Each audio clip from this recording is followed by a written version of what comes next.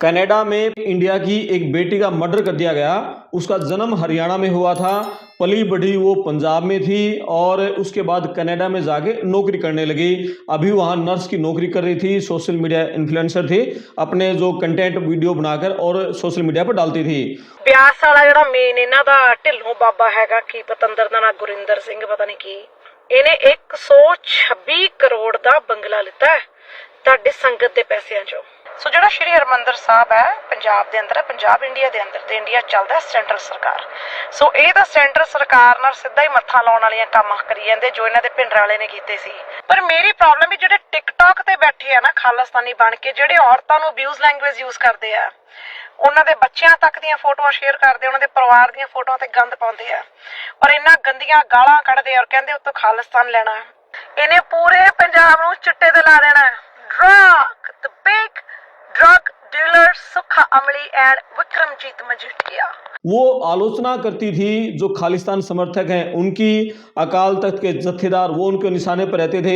राधा स्वामी डेरा ब्यास के जो मुखी हैं सरदार गुरिंदर सिंह, उनके खिलाफ उन्होंने बहुत सारे वीडियो डाले, लोगों को जागरूक करते थे कि बाबाओं के चक्कर में मत फंसो, बाबा का कुछ नहीं कर सकते, आप अपनी मेहनत से आगे बढ़ोगे। और शिरोमणि अकाली दल के जो हेड हैं सुखबीर सिंह बादल, उनके खिलाफ उनकी आलोचना करते थे और उनकी पार्टी के बहुत सारे जो नेता हैं जिनके ऊपर ड्रग तस्करी केस है, उनको लेकर बहुत सारी उसने वीडियो डाली। एक मिनट वास्ते मेरी गल सोचो जरूर, ये खालिस्तान मंगते हैं SGCP वाले। जे खालिस्तान बन गया ये औरतों का हाल की करनगे देख लियो। मैं कहनी है दिन दिहाड़े बलात्कार होया करनगे, दिन दिहाड़े जिहदी कुड़ी चंगी लगी चक के लै जाओ। AK-47 47 ते इन्होंने इत्थे रख के घूमना। सानू बाबा जी ने शस्त्र दिते, कदों क्या सी गुरु महाराज ने AK-47 लेके घूमो, नंगियां किरपानां लेके। तुसीं तां लोकां दे अंदर दहशत पैदा कर रहे हो। तालीबान, तुसीं तालीबान हो, तालीबान नहीं हो तुसीं। तुहानूं तालीबान वाला रास चाहीदा, ਉਹ ਤੁਹਾਨੂੰ ਕਦੀ ਨਹੀਂ ਮਿਲਣਾ। ਜਿੱਥੇ ਭਜਣਾ ਭਜ ਲਓ, ਜਦੋਂ ਤੱਕ ਤੁਸੀਂ ਆਪਣੀ ਬਾਣੀ 'ਚ ਨਮਰਤਾ ਨਹੀਂ ਲੈ ਕੇ ਆਉਂਦੇ, ਤੁਸੀਂ ਹਰੇਕ ਨੂੰ ਰਿਸਪੈਕਟ ਨਾਲ ਗੱਲ ਨਹੀਂ ਕਰਦੇ, ਐਦਾਂ ਹੀ ਕੁੱਤੇ ਵਾਂਗੂ ਭਟਕਦੇ ਰਹੋ।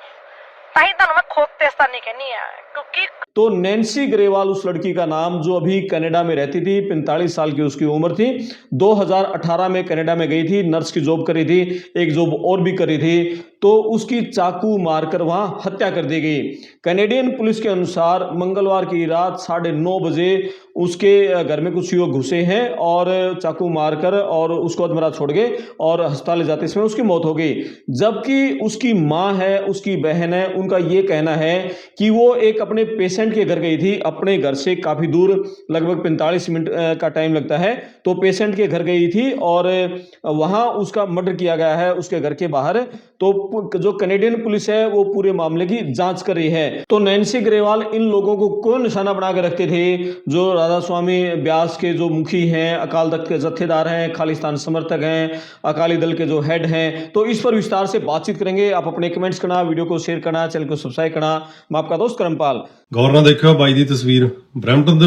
ਸਤਿ ਸ਼੍ਰੀ ਅਕਾਲ ਜੀ ਸਾਰਿਆਂ ਨੂੰ। ਉਮੀਦ ਕਰਦੇ ਹਾਂ ਕਿ ਆ ਵੀਡੀਓ ਸਾਰਿਆਂ ਨੇ ਦੇਖ ਲਈ ਹੋਣੀ। ਸਪੈਸ਼ਲੀ ਵੀਡੀਓ ਉਹ ਕੁੜੀਆਂ ਚਿੜੀਆਂ ਵਾਸਤੇ ਆ ਜਿਹੜੀਆਂ ਕੁੜੀਆਂ ਛੋਟੇ ਉਮਰ ਦੀਆਂ 18 19 ਸਾਲ 20 ਸਾਲ 21 ਸਾਲ 22 ਸਾਲ ਪੰਜਾਬ ਤੋਂ ਆਈ ਹੋਈਆਂ ਸਟੂਡੈਂਟਸ ਨੇ, ਚਾਹੇ ਕਿਸੇ ਵੀ ਰਿਲੀਜਨ ਤੋਂ ਬਿਲੋਂਗ ਕਰਦੀਆਂ, ਪਰ ਉਹਨਾਂ ਨੂੰ ਇਹ ਜਾਣਕਾਰੀ ਹੋਣੀ ਚਾਹੀਦੀ ਕਿ ਇੱਦਾਂ ਦੇ ਵਹਿਸ਼ੀ ਦਰਿੰਦੇ ਸਾਡੀ ਸੁਸਾਇਟੀ ਦੇ ਵਿੱਚ ਆਮ ਘੁੰਮ ਰਹੇ ਨੇ, ਜੋ ਲੋਕਾਂ ਦੇ ਸਾਹਮਣੇ ਬਹੁਤ ਅੱਛਾ ਚਿਹਰਾ ਲੈ ਕੇ ਘੁੰਮਦੇ ਆ, ਜਿਨ੍ਹਾਂ ਤੇ ਤੁਸੀਂ ਬਹੁਤ ਟਰਸਟ ਕਰਦੇ ਹੋ ਕਿ ਉਹ ਇਹ ਬੰਦਾ ਕਿੰਨਾ ਸ਼ਰੀਫ ਆ, ਕਿੰਨਾ ਨਾਈਸ ਆ, ਪਰ ਤੁਹਾਨੂੰ ਪਤਾ ਨਹੀਂ ਕਿ ਉਹ ਬੰਦੇ ਦੇ ਦਿਲ ਦੇ ਅੰਦਰ ਕੀ ਗੰਦ ਭਰਿਆ ਤੇ ਕੀ ਸੋਚ ਉਹਦੀ ਔਰਤਾਂ ਦੇ ਪ੍ਰਤੀ। ਇਹਦਾ ਨਾਮ ਹੈ ਤਜਿੰਦਰ ਧਾਰੀਵਾਲ।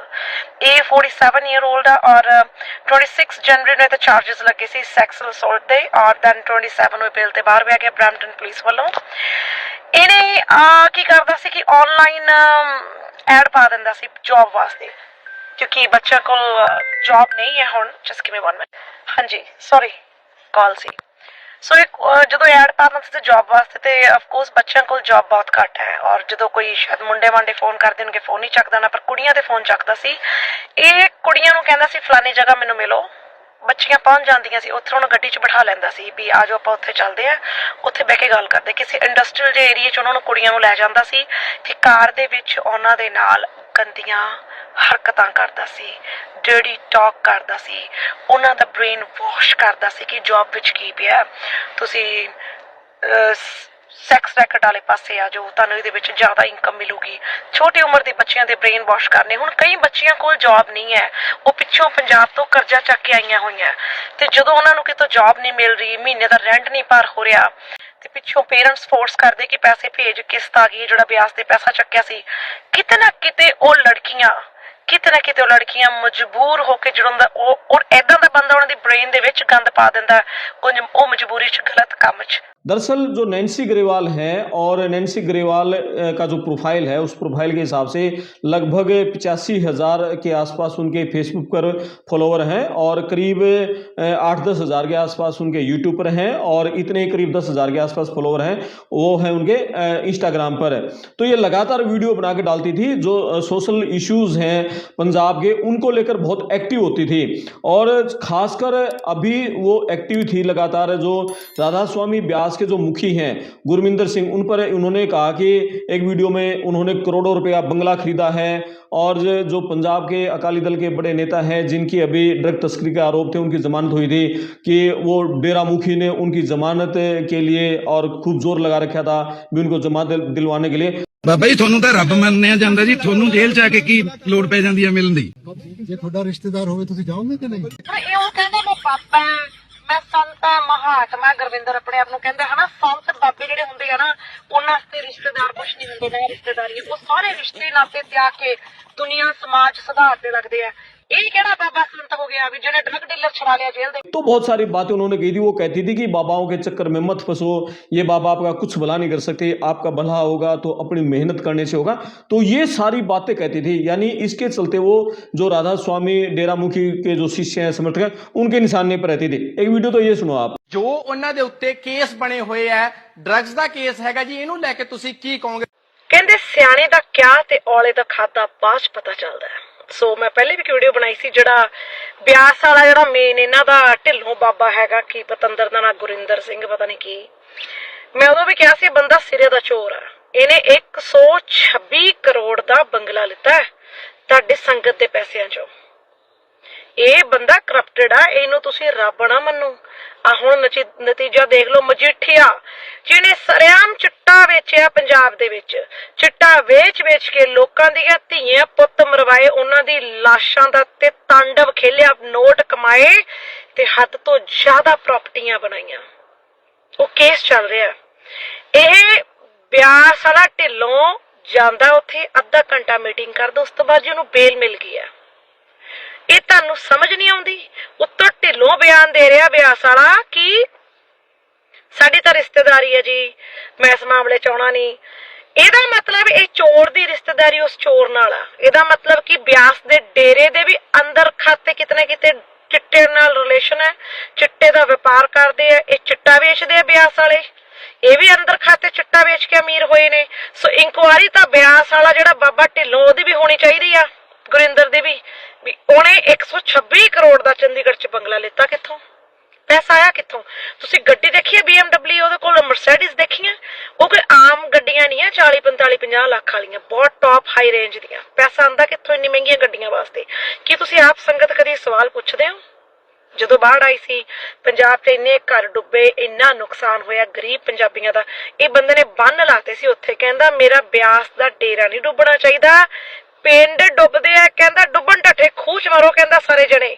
ਪਰ ਇਹਨੇ ਕਿਸੇ ਪਿੰਡ ਦੀ ਮਦਦ ਨਹੀਂ ਕੀਤੀ।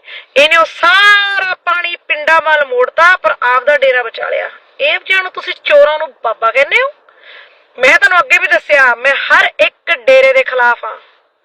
ਆ ਜਿਨ੍ਹਾਂ ਨੂੰ ਤੁਸੀਂ ਬਾਬੇ ਕਹਿੰਦੇ ਹੋ, ਜਿਨ੍ਹਾਂ 'ਚ ਪੁੱਛਾਂ ਆਉਂਦੀਆਂ, ਜਿਨ੍ਹਾਂ ਮਾਤਾ ਬਣੀ ਫਿਰਦੀਆਂ ਪੁੱਛਾਂ ਵਾਲੀਆਂ, ਡੇਰੇ, ਆ ਢੋਂਗੀ ਇਹਨਾਂ ਦੇ ਤਾਂਤਰਿਕ, ਢੋਂਗੀ ਇਹਨਾਂ ਦੇ ਪਠੰਗੀ ਬਾਬੇ, ਇਹਨਾਂ ਦੇ ਸਾਰਿਆਂ ਦੇ ਮੈਂ ਛਿੱਤਰ ਮਾਰਦੀ ਆ।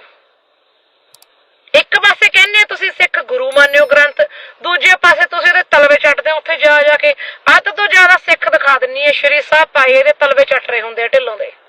ਹੁਣ ਲੱਗ ਗਿਆ ਪਤਾ ਵੀ ਇੱਕ ਡਰੱਗੀ ਨੂੰ ਛੁਡਾਉਣ ਵਾਸਤੇ ਇਸ ਬੰਦੇ ਨੇ ਕਿੰਨਾ ਜ਼ੋਰ ਲਾਇਆ, ਕਿਉਂਕਿ ਇਹਦਾ ਵੀ ਹੱਥ ਹੋਣਾ। ਪੰਜਾਬ ਸਰਕਾਰ ਨੂੰ ਬੇਨਤੀ ਹੈ, ਇਹ ਢਿੱਲੋਂ ਦੇ ਵੀ ਪ੍ਰਾਪਰਟੀ ਦੀ ਜਾਂਚ ਕੀਤੀ ਜਾਵੇ। ਇਹਦੇ ਕੋਲ ਇੰਨੇ ਮਹਿੰਗੇ ਘਰ, ਗੱਡੀਆਂ ਕਿੱਥੋਂ ਆਈਆਂ? ਸੰਗਤ ਅੰਨੀ ਬੇਵਕੂਫ ਜਿਹੜੀ ਉੱਥੇ ਪੈਸਾ ਚੜਾਉਂਦੀ ਹੈ। ਪਤਾ ਨਹੀਂ ਤੁਹਾਨੂੰ ਲੋਕਾਂ ਨੂੰ ਕਦੋਂ ਅਕਲ ਆਊਗੀ। ਤੁਸੀਂ ਕਦੋਂ ਸੁਧਰੋਗੇ, ਕਦੋਂ कुत्ते काम बंद करोगे? इसके अलावा नैन्सी ग्रेवाल का जो इंस्टाग्राम पर आखिरी पोस्ट था वो उन्होंने श्री अकाल तख्त साहिब के जो जत्थेदार हैं उन पर एक विवादित टिप्पणी की थी, उनको कपड़ों को लेकर टिप्पणी की थी। कोई सतनाम सिंह नाम का व्यक्ति है, उनकी बातों का समर्थन किया था। उन्होंने कहा था यदि अवाम इकट्ठा हो गई और सच्चे सिख साथ हो गए तो वो उन्हें नहीं छोड़ेंगे।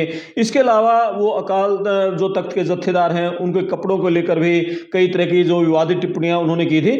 और ये जो आखिरी वीडियो है जो जिस दिन उनका मर्डर हुआ है उससे 6 दिन पहले का ही है। ਤੂੰ ਜਥੇਦਾਰ ਜਿਹੜਾ ਗੜਗੱਜ ਸਿੰਘ ਬਣਿਆ ਹੋਇਆ, ਤੂੰ ਘੱਗਰੀ ਜੀ ਪਾ ਕੇ ਪਜਾਮਾ ਭਾਈ ਸਤਨਾਮ ਸਿੰਘ ਤੈਨੂੰ ਤਾਂ ਦਿਲੋਂ ਧੰਨਵਾਦ ਤੇ ਸਲੂਟ ਆ। ਜਿਹੜਾ ਕੁਐਸਚਨ ਸਤਨਾਮ ਸਿੰਘ ਜਿਹੜਾ ਮੁੰਡਾ ਇਹ ਨਿਹੰਗ ਜਥੇਦਾਰ ਬਾਰੇ ਬੋਲ ਰਿਹਾ, ਇਹਦੇ ਨਾਲ ਵੀ ਵਿਚਾਰਾ ਬਹੁਤ ਧੱਕਾ ਕਰ ਰਿਹਾ। ਉਹਦੀ ਚੁਆਇਸ, ਉਹ ਬੀਜੇਪੀ ਜੁਆਇਨ ਕਰੇ, ਕਾਂਗਰਸ ਕਰੇ, ਇੱਕ ਬੰਦੇ ਦੀ ਆਪਣੀ ਚੁਆਇਸ ਹੁੰਦੀ ਆ। ਪਰ ਸਤਨਾਮ ਸਿੰਘ ਜਿਹੜਾ ਕੁਐਸਚਨ ਤੇਰੇ ਦਿਲ 'ਚ ਆਇਆ ਨਾ ਵੀ ਭੀੜੀ ਪਜਾਮੀ ਕਿਉਂ ਪਾਉਂਦਾ ਜਥੇਦਾਰ ਤੇ ਘੱਗਰੀ ਕਿਉਂ ਪਾਉਂਦਾ ਉੱਤੇ, ਹੁਣ ਸੁਣ। ਇਹਨੂੰ ਪਤਾ ਵੀ ਇਹ ਕੁੱਤੇ ਕੰਮ ਜਿਹੜਾ ਗੜਗੱਜ ਸਾਡੇ ਛਿੱਤਰ ਤੇ ਵੱਜ, ਜਿਹੜਾ ਗੜਗੱਜ ਸਿੰਘ ਹੈ ਕੁੱਤੇ ਕੰਮ ਕਰ ਰਿਹਾ। ਔਰ ਇਹਨਾਂ ਨੂੰ ਪਤਾ ਹੈ ਵੀ ਜੇ ਮੈਂ ਖੁੱਲਾ ਪਜਾਮਾ ਪਾਇਆ ਤਾਂ ਉਹਦਾ ਪਜਾਮਾ ਬੜੀ ਛੇਤੀ ਲੋਕਾਂ ਨੇ ਫੜ ਕੇ ਲਾ ਦੇਣਾ। ਤਾਂ ਇਹਨੇ ਦਿਮਾਗ ਯੂਜ਼ ਕੀਤਾ ਵੀ ਕਿਉਂ ਨਾ ਮੈਂ ਇੰਨੀ ਟਾਈਟ ਪਜਾਮੀ ਪਾਵਾਂ ਕਿ ਜਦ ਮੇਰੀਆਂ ਲੱਤਾਂ ਨੂੰ ਪਹਿਨਗੇ ਲੋਕ, ਮੇਰੇ ਕੱਪੜੇ ਲਾਉਣਗੇ ਤਾਂ ਕਹਿੰਦਾ ਪਜਾਮੀ ਛੇਤੀ ਲੈਣੀ ਨਹੀਂ। ਪਰ ਇਹ ਗੜਗੱਜ ਸਿੰਘ ਦਾ ਭੁਲੇਖਾ ਹੈ। ਜਦੋਂ ਆਵਾਮ ਇਕੱਠਾ ਹੋ ਗਿਆ ਨਾ, ਜਦੋਂ ओरिजिनल प्योर सिख ਤੁਹਾਡੇ ਸਤਾਏ ਹੋਏ ਇਕੱਠੇ ਹੋ ਗਏ, ਕਿੰਨੀ ਟਾਈਟ ਪਜਾਮੀਆਂ ਪਾਲਾ ਇਹਨਾਂ ਨੇ ਲਾ ਸੁੱਟਣੀਆਂ। इसके अलावा नैन्सी ग्रेवाल ने कुछ दिन पहले जो राधा स्वामी ब्यास के जो मुखी हैं सरदार गुरिंदर सिंह, उनको वे टिप्पणी की थी कि वो कहते हैं कि मैंने बहुत सारे युवाओं को नशा छुड़ा दिया। वो बताएं कि कितने युवाओं का नशा छुड़ा है, आखिर उनके पास क्या दुआ है कि वो युवाओं का नशा छुड़ाते हैं। वो डोरे में कहते हैं कि नशा छोड़ दो, ये बात तो उनके माँ बाप भी कहते हैं। वो क्या इस तरह कोई डाटा बता सकते हैं कि मैंने इतने युवाओं का नशा छुड़ा दिया? ये बाबा लोग कुछ नहीं कहते, लोगों की आंखें बांध रखी उन्होंने। मतलब बहुत सारी वो बातें कहती थी डेरा मुखी के बारे में, और ये कहती थी कि पंजाब में कितने भले काम किए हैं, क्या वो गिना सकते हैं। और उन्होंने कहा था कि ये बाबाओं के पीछे ना जाओ, अपनी मेहनत करो, मेहनत से आगे बढ़ो। और क्या बाबा ने कहीं कोई नशा मुक्ति सेंटर खोला? बताओ कहाँ उन्होंने नशा मुक्ति सेंटर खोला है, कितने खोले हैं, कितने युवाओं के नशे छुड़ाए। तो इस तरह की बहुत सारी बातें उन्होंने जो ब्यास में राधा स्वामी जो डेरे के मुखी हैं बाबा गुरिंदर सिंह ढिल्लो, उन पर भी बहुत सारी बातें वो लगातार कहती थी। ਬਿਆਸ ਵਾਲਾ ਜਿਹੜਾ ਮੇਨ ਇਹਨਾਂ ਦਾ ਢਿੱਲੋਂ ਬਾਬਾ ਹੈਗਾ, ਕੀ ਪਤੰਦਰ ਦਾ ਨਾਂ ਗੁਰਿੰਦਰ ਸਿੰਘ ਪਤਾ ਨਹੀਂ ਕੀ, ਮੈਂ ਉਦੋਂ ਵੀ ਕਿਹਾ ਸੀ ਬੰਦਾ ਸਿਰੇ ਦਾ ਚੋਰ। ਇਹਨੇ 126 ਕਰੋੜ ਦਾ ਬੰਗਲਾ ਲਿੱਤਾ ਹੈ ਤੁਹਾਡੇ ਸੰਗਤ ਦੇ ਪੈਸਿਆਂ ਚੋਂ। ਇਹ ਬੰਦਾ ਕਰਪਟਡ ਆ, ਇਹਨੂੰ ਤੁਸੀਂ ਰੱਬ ਨਾ ਮੰਨੋ। ਆ ਹੁਣ ਨਤੀਜਾ ਦੇਖ ਲਓ। ਮਜੀਠੀਆ ਜਿਹਨੇ ਸਰਿਆਮ ਚਿੱਟਾ ਵੇਚਿਆ ਪੰਜਾਬ ਦੇ ਵਿੱਚ, ਚਿੱਟਾ ਵੇਚ ਕੇ ਲੋਕਾਂ ਦੀਆਂ ਧੀਆਂ ਪੁੱਤ ਮਰਵਾਏ, ਉਹਨਾਂ ਦੀ ਲਾਸ਼ਾਂ ਦਾ ਤੇ ਤਾਂਡਵ ਖੇਲਿਆ, ਨੋਟ ਕਮਾਏ ਤੇ ਹੱਦ ਤੋਂ ਜ਼ਿਆਦਾ ਪ੍ਰਾਪਰਟੀਆਂ ਬਣਾਈਆਂ। ਉਹ ਕੇਸ ਚੱਲ ਰਿਹਾ। ਇਹ ਬਿਆਸ ਵਾਲਾ ਢਿੱਲੋਂ ਜਾਂਦਾ ਉੱਥੇ ਅੱਧਾ ਘੰਟਾ ਮੀਟਿੰਗ ਕਰਦਾ, ਉਸ ਤੋਂ ਬਾਅਦ ਜਿਹਨੂੰ ਬੇਲ ਮਿਲ ਗਈ ਆ। ਇਹ ਤੁਹਾਨੂੰ ਸਮਝ ਨਹੀਂ ਆਉਂਦੀ। ਉੱਤੋਂ ਢਿੱਲੋਂ ਬਿਆਨ ਦੇ ਰਿਹਾ ਬਿਆਸ ਵਾਲਾ ਕਿ ਸਾਡੀ ਤਾਂ ਰਿਸ਼ਤੇਦਾਰੀ ਹੈ ਜੀ, मैं इस मामले च आना नहीं। ਇਹਦਾ मतलब एक चोर ਦੀ रिश्तेदारी उस चोर। नैन्सी ग्रेवाल ने सुखबीर बादल पर एक टिप्पणी करते हुए कहा था कि उन्होंने सिंगर KS मक्खन को अपनी पार्टी में शामिल कर लिया, उस पर कथित ड्रग के केस हैं और वो उन केसों से बचने के लिए राजनीति में आया, उसे किसी ने सलाह दी है और सुखबीर बादल ने उसको अपनी पार्टी में शामिल कर लिया। यदि सुखबीर बादल पंजाब का CM बन गया तो कभी भी नशा खत्म नहीं होगा। ਮੈਨੂੰ 5 ਸਾਲ ਦੇ ਦਿਓ ਨਾ, ਤੁਸੀਂ ਸ਼ਕਲ ਬਦਲ ਦੂ ਪੰਜਾਬ ਦੀ। ਮੈਂ ਸੁਖਾਮਲੀ ਕਹਿੰਦਾ ਵੀ ਮੈਨੂੰ 5 ਸਾਲ ਦੇ ਦਿਓ, ਮੈਂ ਪਤੰਦਰ ਦਾ ਕਹਿੰਦਾ ਸ਼ਕਲ ਹੀ ਬਦਲਦਾਗਾ ਪੰਜਾਬ ਦੀ। 5 ਸਾਲ means 5 years। ਇਹ ਮੇਰੇ ਰੱਬਾ ਵਾਕਿਆ ਜੇ ਤੁਸੀਂ ਇਹਨੂੰ ਇੱਕ ਵਾਰ ਮੌਕਾ ਦੇਤਾ, ਇਹਨੇ ਪੰਜਾਬ ਦੀ ਸ਼ਕਲ ਕੀ, ਮੈਂ ਕਹਿੰਦੀ ਪੇਪਰਾਂ ਜਿਹੜਾ ਨਕਸ਼ਾ ਹੈ ਨਾ, ਇਹਨੇ ਉਹ ਵੀ ਵੇਚ ਕੇ ਖਾ ਜਾਣਾ, ਉਹ ਵੀ ਬਦਲ ਦੇਣਾ। ਇਹਨੇ ਪੂਰੇ ਪੰਜਾਬ ਨੂੰ ਚਿੱਟੇ ਤੇ ਲਾ ਦੇਣਾ। Drug, the big drug dealer सुखा अमली and विक्रमजीत मजीठिया। और साथ में इसके अलावा उसने ये भी कहा था एक पोस्ट में कि मैं एक स्टेज होस्ट करी थी, तो उस स्टेज पर ये आया था सिंगर KS मक्खन, किसी को कुछ समझ ही नहीं रहा था। और राजा वडिंग को लेकर भी नैन्सी ने ये कहा था कि उसे पता ही नहीं होता क्या बोलना है, और उसने कपिल शर्मा से अपील की थी कि राजा वडिंग को अपने शो में बुलाए तो तेरा शो खूब चलेगा। तो इस तरह की बातें जो पॉलिटिकल जो नेता उन पर भी खूब टिप्पणियां करती थी। नैन्सी ग्रेवाल अक्सर खालिस्तानियों के खिलाफ भी बातें करती थी और बहुत टिप्पणियां उसकी सोशल मीडिया पे हैं। 21 फरवरी को उसने कहा था कि मेरे पास बहुत सारी वीडियो आती हैं कि मैं खालिस्तानी खिलाफ हूं। उसने कहा कि मैं खालिस्तानी खिलाफ नहीं हूं, यदि भारतीय झंडा जलाने से अलग देश मिलना होता तो मिल जाता। बोली मैं खालिस्तान के खिलाफ नहीं हूं, मैं उन लोगों के खिलाफ हूं जो सोशल मीडिया पर बैठकर खालिस्तान की मांग करते हैं, जो लड़कियों को उठाने की बात करते हैं। खालिस्तान समर्थकों ने कनाडा में हिंदुस्तान का झंडा जला दिया। मैं इन लोगों के खिलाफ हूं, मैं खालिस्तान के खिलाफ नहीं हूं। आपको खालिस्तान चाहिए तो अपने शांतिपूर्ण तरीके से अपनी मांग रखो, लेकिन जो ये हुड़दंग कर रहे हैं, लड़कियों को उठाते हैं, हिंदुस्तान का झंडा जलाते हैं, और मैं इन लोगों के खिलाफ हूं, मैं खालिस्तान के खिलाफ नहीं हूं। तो इस तरह की बातें उसने 21 फरवरी को एक पोस्ट में कही हैं। ਸਤਿ ਸ਼੍ਰੀ ਅਕਾਲ ਜੀ ਸਾਰਿਆਂ ਨੂੰ। ਤੇ ਅੱਜ ਮੈਂ ਪਤਾ ਕੀ ਕਹਿਣਾ ਚਾਹੁੰਦੀ ਹਾਂ, ਮੇਰੇ ਬਾਰੇ ਬਹੁਤ ਰੋਂਗ ਰੂਮਰਸ ਸਪਰੈਡ ਕੀਤੀਆਂ ਕਿ ਮੈਂ ਖਾਲਿਸਤਾਨੀਆਂ ਦੇ ਖਿਲਾਫ ਹਾਂ, ਮੈਂ ਖਾਲਿਸਤਾਨੀਆਂ ਦੇ ਨੂੰ ਗਾਲਾਂ ਕੱਢਦੀ ਹਾਂ, ਮੈਂ ਖਾਲਿਸਤਾਨੀਆਂ ਨੂੰ ਗਲਤ ਕਹਿੰਦੀ ਹਾਂ। ਮੈਂ ਬੜੀ ਵਾਰ ਇਸ ਮੁੱਦੇ ਤੇ ਬੋਲੀ ਹਾਂ, ਪਤਾ ਨਹੀਂ ਤੁਸੀਂ ਲੋਕ ਮੁੱਦਾ ਤੁਹਾਡੀ ਸਮਝ ਕਿਉਂ ਨਹੀਂ ਆਉਂਦਾ। ਮੈਂ ਖਾਲਿਸਤਾਨ ਦੇ ਖਿਲਾਫ ਨਹੀਂ ਹੈ, ਮੈਂ ਕਹਿੰਦੀ ਤੁਸੀਂ ਆਪਣੀ ਰੈਫਰੈਂਡਮ ਦੀਆਂ ਵੋਟਾਂ ਕਰਾਓ, ਤੁਹਾਨੂੰ ਖਾਲਿਸਤਾਨ ਚਾਹੀਦਾ, ਤੁਸੀਂ ਡਿਮਾਂਡ ਰੱਖੋ, ਹਰ ਇੱਕ ਬੰਦੇ ਨੂੰ ਅਧਿਕਾਰ ਆਪਣੇ ਮੁਲਕ ਦਾ, ਠੀਕ ਹੈ। ਪਰ ਮੇਰੀ ਪ੍ਰੋਬਲਮ ਵੀ ਜਿਹੜੇ ਟਿਕਟੌਕ ਤੇ ਬੈਠੇ ਆ ਨਾ ਖਾਲਿਸਤਾਨੀ ਬਣ ਕੇ, ਜਿਹੜੇ ਔਰਤਾਂ ਨੂੰ ਅਬਿਊਜ਼ ਲੈਂਗੁਏਜ ਯੂਜ਼ ਕਰਦੇ ਆ, ਉਹਨਾਂ ਦੇ ਬੱਚਿਆਂ ਤੱਕ ਦੀਆਂ ਫੋਟੋਆਂ ਸ਼ੇਅਰ ਕਰਦੇ, ਉਹਨਾਂ ਦੇ ਪਰਿਵਾਰ ਦੀਆਂ ਫੋਟੋਆਂ ਤੇ ਗੰਦ ਪਾਉਂਦੇ ਆ, ਔਰ ਇੰਨਾ ਗੰਦੀਆਂ ਗਾਲਾਂ ਕੱਢਦੇ ਆ, ਔਰ ਕਹਿੰਦੇ ਉੱਤੋਂ ਖਾਲਿਸਤਾਨ ਲੈਣਾ, ਅਸੀਂ ਔਰਤਾਂ ਨੂੰ ਇਦਾਂ ਦਿਨ ਦਿਹਾੜੇ ਜੇ ਅਸੀਂ ਔਰਤਾਂ ਚੱਕ ਕੇ ਲੈ ਜਾ ਕਰਾਂਗੇ, ਜੋ ਵੀ ਇਦਾਂ ਦੇ ਖਾਲਿਸਤਾਨੀ ਟਾਕ ਕਰਦੇ ਆ ਟਿਕਟੌਕ ਦੇ ਉੱਪਰ। ਸੈਕਿੰਡ, ਜੋ ਖਾਲਿਸਤਾਨੀ ਦੇ ਮੂਵਮੈਂਟ ਦੇ ਆੜ ਦੇ ਵਿੱਚ ਇੰਡੀਆ ਦਾ ਝੰਡਾ ਪਾੜਦੇ ਆ, ਅੰਬੈਸੀਆਂ ਦੇ ਬਾਹਰ ਜਾ ਕੇ ਕੁਝ ਖਾਲਿਸਤਾਨੀ ਦੀ ਵੀਡੀਓ ਆਈਆਂ ਮੇਰੇ ਕੋਲ, ਮੈਂ ਦੇਖੀਆਂ, ਮੈਂ ਉਹਨਾਂ ਦੇ ਖਿਲਾਫ ਹਾਂ। ਮੈਂ ਕਹਿੰਦੀ ਕਿ ਤੁਸੀਂ ਆਪਣਾ ਪੀਸਫੁਲੀ ਜੋ ਕਰਨਾ ਕਰੋ। ਦੇਖੋ, ਨਾ ਤਾਂ ਮੇਰੇ ਬੋਲਣ ਨਾਲ ਖਾਲਿਸਤਾਨ ਬਣਨਾ ਹੈ, ਨਾ ਮੇਰੇ ਬੋਲਣ ਨਾਲ ਖਾਲਿਸਤਾਨ ਨਹੀਂ ਬਣਨਾ, ਠੀਕ ਹੈ। ਦੋਨੋਂ ਧਿਰਾਂ 'ਚ ਨਹੀਂ ਹੋਣਾ। ਉਹ ਤੁਹਾਨੂੰ ਡਿਸਾਈਡ ਕਰਨਾ ਕਿ ਤੁਸੀਂ ਕਿੱਦਾਂ ਲੈਣਾ ਜਾਂ ਗਵਰਨਮੈਂਟ ਨੇ ਕਿੱਦਾਂ ਦੇਣਾ। ਮੇਰਾ ਤਾਂ ਇਹਦੇ ਵਿੱਚ ਇੰਟਰਪ੍ਰੀਟਰ ਹੈ ਹੀ ਨਹੀਂ ਹੈ ਕੁਛ, ਮੈਂ ਇੰਟਰਪਟ ਕਰ ਹੀ ਨਹੀਂ ਸਕਦੀ ਇਹਨੂੰ। ਪਰ ਪਲੀਜ਼ ਐਟਲੀਸਟ ਤੁਸੀਂ ਰੋਂਗ ਰੂਮਰਸ ਨਾ ਫੈਲਾਇਆ ਕਰੋ ਮੇਰੇ ਬਾਰੇ। ਮੈਂ ਉਹ ਖਾਲਿਸਤਾਨੀਆਂ ਦੇ ਵਿਰੁੱਧ ਆ ਜੋ ਵੈਂਡਲਿਜ਼ਮ ਕਰਦੇ ਆ, ਗਾਲਾਂ ਕੱਢਦੇ ਆ, ਤੋੜ ਭੰਨ ਕਰਦੇ ਆ, ਲੋਕਾਂ ਨੂੰ ਜਾਨ ਤੋਂ ਮਾਰਨ ਦੀਆਂ ਧਮਕੀਆਂ ਦਿੰਦੇ ਆ। ਈਵਨ ਕਿ ਆ ਪਿੱਛੇ ਜੇ ਹੁਣ ਇਹਦੇ RCMP ਦੀ ਰਿਪੋਰਟ ਆ ਕਿ 12 ਖਾਲਿਸਤਾਨੀ ਚੱਕਣੇ ਇਹਨਾਂ ਨੇ ਕੈਨੇਡਾ 'ਚ, ਮੇਨ ਜਿਹੜੇ ਖਾਲਿਸਤਾਨ 'ਚ ਮੇਨ, ਠੀਕ ਹੈ। ਮੈਂ ਉਸ ਚੀਜ਼ ਦੇ ਵੀ ਵਿਰੁੱਧ ਆ। नैन्सी की मां छिंदरपाल कौर पंजाब के जलंधर में रहती हैं और मीडिया से बातचीत करते हुए उन्होंने कहा कि उनकी बेटी 2018 में कनाडा में गई थी, उसके बाद उसने नर्स का कोर्स किया, अभी वो सुबह वहाँ एक पिरामिड कोई कंपनी है उसमें जॉब करती थी, शाम को भी पार्ट केयरवेयर कोई कंपनी है उसमें जॉब करती थी, और 2 मार्च को उसकी बेटी से आखिरी बातचीत हुई थी। बेटी बिजी रहती थी तो बेटी ही उसके पास फ़ोन करती थी, और उसने ये कहा कि उसकी माँ ने, छिंदरपाल कौर ने, कि बेटी के पर पहले भी हमला हो चुका है, उसके घर को आग लगाने की कोशिश की गई थी और उस समय वो बाल बाल बच गई थी। तब पुलिस में केस दर्ज करवा था, उस मामले में अभी तक बेटी को न्याय नहीं मिला। और उसकी मां ने ये भी कहा कि मतलब उसकी जब आग लगाने की घटना हुई थी तब वो बच गई थी।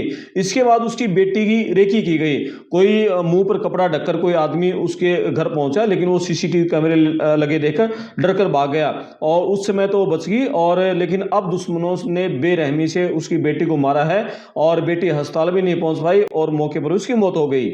ਕਹਿੰਦੇ ਸਾਡੇ ਕੋਲੇ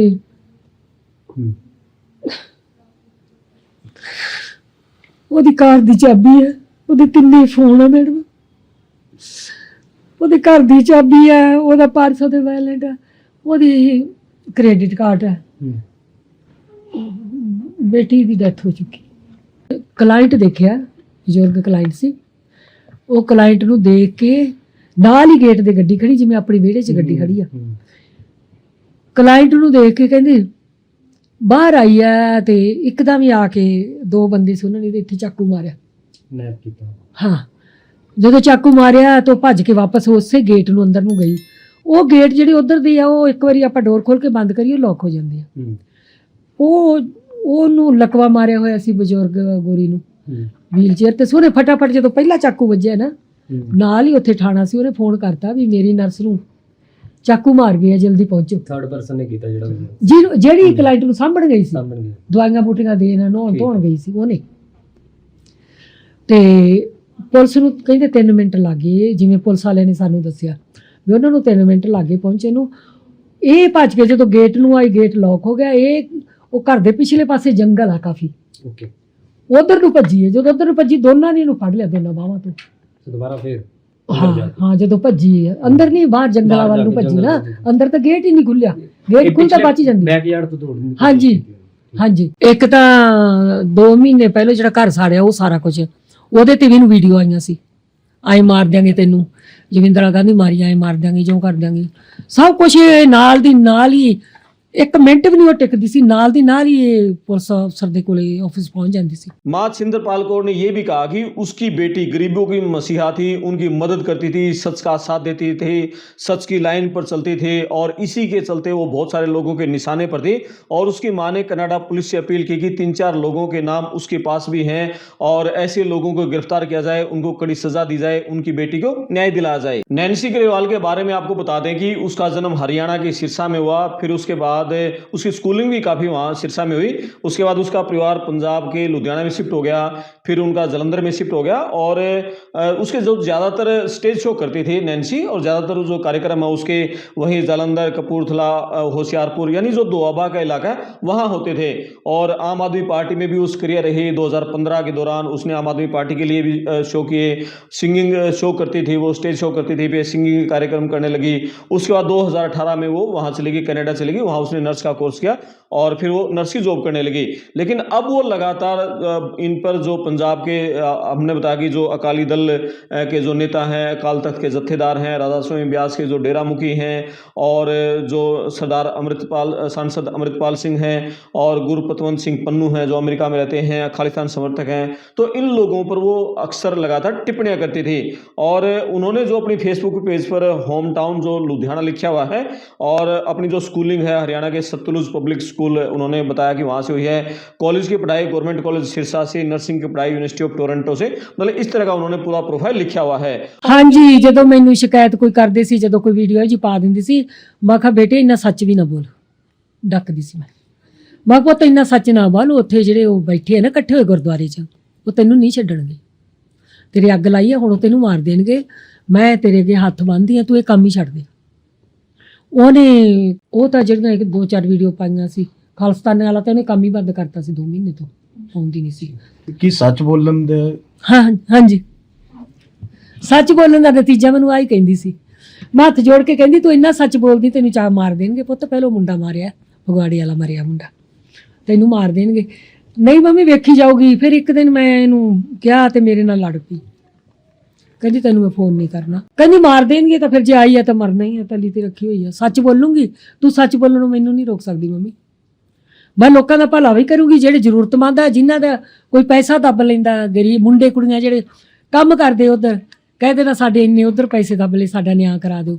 ਇਹ ਕੰਮ ਤਾਂ ਕਹਿੰਦੀ ਮੈਂ ਆਪਦੀ ਨੌਕਰੀ 'ਚ ਛੁੱਟੀ ਲੈ ਕੇ ਵੀ ਕਰਾਉਂਗੀ, ਇਹ ਨਹੀਂ ਮੈਨੂੰ ਕੋਈ ਰੋਕ ਸਕਦਾ ਮੰਮੀ, ਤੇ ਤੂੰ ਮੇਰੇ ਨਾਲ ਬਹਿਸ ਨਾ ਕਰਿਆ ਕਰ, ਤੂੰ ਵੀਡੀਓ ਨਾ ਦੇਖਿਆ ਕਰ। ਮੈਂ ਉਹਨਾਂ ਦਾ ਸ਼ੁਕਰੀਆ ਗੁਜ਼ਾਰ ਕਰਦੀ, ਜਿਹੜੇ ਪਿਆਰ ਕਰਨ ਵਾਲੇ ਬਹੁਤ ਆ ਕੈਨੇਡਾ 'ਚ, ਇੰਗਲੈਂਡ 'ਚ, ਅਮਰੀਕਾ 'ਚ, ਸਾਰੀਆਂ ਕੰਟਰੀਆਂ 'ਚ ਇੰਨੇ ਆ, ਬਹੁਤ ਜ਼ਿਆਦਾ।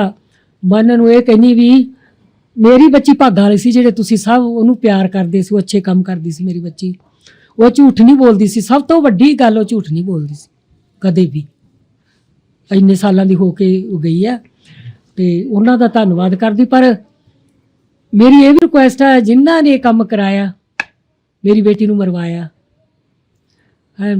ਮਰਵਾਉਣ ਵਾਲੇ ਤੇ ਜਿਨ੍ਹਾਂ ਨੇ ਮਾਰਿਆ, ਮੇਰੀ ਗੌਰਮੈਂਟ ਅੱਗੇ ਉਧਰਲੀ ਜਿਹੜੀ ਸਰਕਾਰ ਆ, ਕੈਨੇਡਾ ਦੀ, ਇੰਗਲੈਂਡ ਦੀ, ਅਮਰੀਕਾ ਦੀ, ਪਰ ਇੰਡੀਆ ਦੀ, ਸਭ ਨੂੰ ਹੱਥ ਜੋੜ ਕੇ ਬੇਨਤੀ ਹੈ, ਮੇਰੀ ਉਹ ਬੇਟੀ ਨਹੀਂ ਸੀ, ਮੇਰਾ ਉਹ ਬੇਟਾ ਸੀ, ਉਹਦੇ ਸਿਰ ਤੇ ਅਸੀਂ ਜੀ ਰਹੇ ਸੀ। ਮੇਰਾ ਨਾ ਹਸਬੈਂਡ, ਨਾ ਮੇਰਾ ਕੋਈ ਬੇਟਾ, ਨਾ ਮੇਰੇ ਸਹੁਰੇ, ਨਾ ਮੇਰੇ ਪੇਕੇ, ਮੇਰੀ ਦੁਨੀਆ ਹੀ ਇਹ ਸੀ।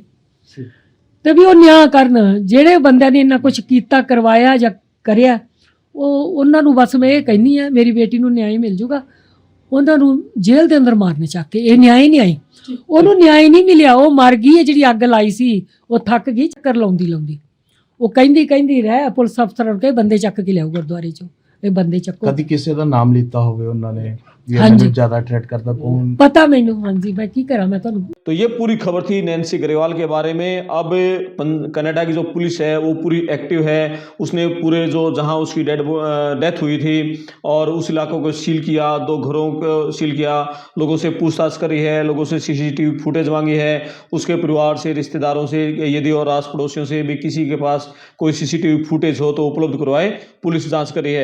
तो कनाडा की पुलिस अभी क्या कुछ जांच पड़ताल करती है, किसको गिरफ्तार करती है, कौन पकड़ में आता है, आखिर इस हत्या के पीछे कौन था, तो इस पर सबकी निगाहें हैं। आगे की अपडेट के लिए आप पड़ताल टीवी चैनल को सब्सक्राइब करें, साथ में घंटे वाला बटन जरूर दबाएं, अपने कमेंट्स करें, वीडियो को शेयर करें। मैं आपका दोस्त करमपाल, धन्यवाद। ਜੇ ਤੁਸੀਂ ਇਹਨੂੰ ਚੈੱਕ ਕਰ ਲਓਗੇ ਇਹ 100% ਖਾਲਿਸਤਾਨੀ ਪਲੱਸ ਖੋਤੇਸਤਾਨੀ, ਕਿਉਂਕਿ ਮੈਂ ਦੱਸਿਆ ਨਾ ਖੋਤਿਆਂ ਦੀ ਬੁੱਧੀ ਲੈ ਕੇ ਫਿਰਦੇ ਆ। ਹੁਣ ਸੋਚੋ ਸਿਰ ਤੇ ਗੁਰੂ ਮਹਾਰਾਜ ਦੀ ਦਸਤਾਰ ਸਜਾਈ ਆ, ਦਾੜੀ ਮੁੱਛਾਂ ਰੱਖੀਆਂ, 47 ਸਾਲ ਦੀ ਉਮਰ ਹੈ। ਇਹਨੇ ਆਪਣੀ ਧੀਆਂ ਦੀ ਉਮਰ ਦੀ ਕੁੜੀਆਂ ਦਾ ਵੀ ਸ਼ੋਸ਼ਣ ਕੀਤਾ। ਪਤਾ ਨਹੀਂ ਹਰੇ ਕਿੰਨੇ ਕੁ ਕੁੜੀਆਂ ਦਾ ਸ਼ੋਸ਼ਣ ਕਰ ਰਿਹਾ ਸੀ ਔਰ ਕਿੰਨੀ ਕੁ ਕੁੜੀਆਂ ਡਰਦੀਆਂ ਮਾਰੀਆਂ ਇਸ ਕੰਟਰੀ ਦੇ ਵਿੱਚ ਚੁੱਪ ਹੋ ਜਾਂਦੀਆਂ ਕਿ ਅਸੀਂ ਪੱਕੇ ਨਹੀਂ ਹੈ, ਕਿਤੇ ਪੁਲਿਸ ਸਾਨੂੰ ਹਰਾਸ ਨਾ ਕਰਦੇ ਕਿਉਂਕਿ ਇਹ ਲੋਕ ਪੱਕੇ ਆ, ਕਿਤੇ ਸਾਨੂੰ ਇਹ ਰਿਪੋਰਟ ਨਾ ਕਰਾ ਦੇਣ। ਇਦਾਂ ਦੀ ਕੋਈ ਗੱਲ ਨਹੀਂ ਹੈ। ਚਾਹੇ ਤੁਸੀਂ ਪੱਕੀਆਂ ਨਹੀਂ ਹੋ, ਪਰ ਜੇ ਕੋਈ ਬੰਦਾ ਤੁਹਾਨੂੰ ਇਦਾਂ ਦੀ ਗੰਦੀ ਹਰਕਤ ਕਰਦਾ, ਤੁਹਾਡਾ ਪੂਰਾ ਰਾਈਟ ਆ ਪੁਲਿਸ ਸਟੇਸ਼ਨ ਜਾ ਕੇ ਕੰਪਲੇਂਟ ਕਰਨ ਦਾ। ਸੋ ਰਿਕੁਐਸਟ ਹੈ ਮੇਰੀ ਸਾਰੀਆਂ ਕੁੜੀਆਂ ਤੋਂ, ਜਿਹੜੀਆਂ ਕੁੜੀਆਂ ਨੂੰ ਇਹਨੇ ਸੈਕਸੁਅਲ ਅਸੌਲਟ ਕੀਤਾ, ਇਹਨੇ ਤੁਹਾਡਾ ਕੁਝ ਵੀ ਬਦਤਮੀਜ਼ੀ, ਤੁਹਾਡਾ ਜਾਤੀ ਕੀਤੀ ਆ, ਠੀਕ ਆ, ਇਸ ਬੰਦੇ ਦੇ ਖਿਲਾਫ ਵੱਧ ਤੋਂ ਵੱਧ ਕੰਪਲੇਂਟ ਦਿਓ। ਔਰ ਮੈਂ ਨੰਬਰ ਵੀ ਨੋਟ ਕੀਤਾ 905 825 4777 ਐਂਡ ਸੈਂਕਸ਼ਨ ਨੰਬਰ ਹੈਗਾ 89।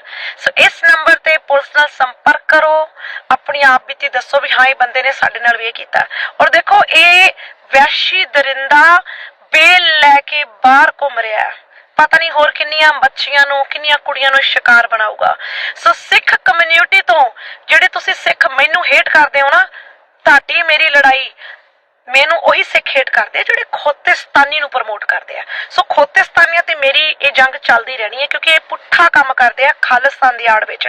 ਸੋ ਸਿੱਖ ਕਮਿਊਨਿਟੀ ਨੂੰ ਮੇਰੀ ਰਿਕੁਐਸਟ ਆ ਕਿ ਏਦਾਂ ਦੇ ਬੰਦੇ ਦੇ ਸਿਰ ਤੇ ਪਹਿਲੀ ਗੱਲ ਦਸਤਾਰ ਹੋਣੀ ਨਹੀਂ ਚਾਹੀਦੀ। ਦੂਜੀ ਗੱਲ ਜਿੰਨੇ ਵੀ ਸਿੱਖ ਕਮਿਊਨਿਟੀ ਹੈ ਬਈ ਇਹਨੂੰ ਕੱਟ ਕੇ ਬਾਹਰ ਮਾਰੋ। ਇਹ ਕਿਸੇ ਗੁਰਦੁਆਰੇ 'ਚ ਜਾਂਦਾ ਉੱਥੇ ਫੜ ਕੇ ਤੇ ਛਿੱਤਰਾਂ ਦੀ ਪਰੇਡ ਕੀਤੀ ਜਾਵੇ ਕਿਉਂਕਿ ਇਹਨੇ ਸਭ ਤੋਂ ਜ਼ਿਆਦਾ ਜਿਹੜਾ ਘਾਤ ਕੀਤਾ ਨਾ ਸਿੱਖਾਂ ਦੀ ਕੁੜੀਆਂ ਦੇ ਨਾਲ। ਕਿੰਨੀ ਸ਼ਰਮ ਦੀ ਗੱਲ ਆ, ਇੱਕ ਸਿੱਖ ਹੋ ਕੇ ਦਸਤਾਰ ਬਣ ਕੇ ਤੇਰੇ ਅੰਦਰ ਇੰਨੀ ਹਵਸ ਆ, ਤੇਰੇ ਅੰਦਰ ਇੰਨੀ ਅੱਗ ਆ, ਤੈਨੂੰ ਕਾਮ ਦੀ ਇੰਨੀ ਵਾਸਨਾ ਕਿ ਤੂੰ ਆਪਣੇ ਹੀ ਕੌਮ ਦੀਆਂ ਕੁੜੀਆਂ ਨੂੰ ਯੂਜ਼ ਕੀਤਾ। ਸ਼ਰਮ ਆਉਂਦੀ ਹੈ। ਏਦਾਂ ਦੇ ਲੋਕਾਂ ਕਰਕੇ ਸਿੱਖ ਕੌਮ ਬਦਨਾਮ ਆ।